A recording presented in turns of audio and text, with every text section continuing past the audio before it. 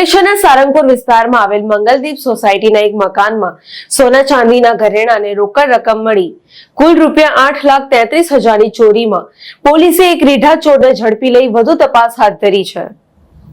અંકલેશ્વરના સારંગપુર વિસ્તારમાં આવેલ મંગલદીપ સોસાયટીમાં રહેતા સંજય ત્રિપાઠી પોતાના પરિવાર સાથે સૂઈ રહ્યા હતા। તે દરમિયાન તસ્કરોએ તેમના મકાનને નિશાન બનાવ્યું હતું। તસ્કરોએ મકાનનું તાળું તોડી અંદર પ્રવેશ કર્યો હતો।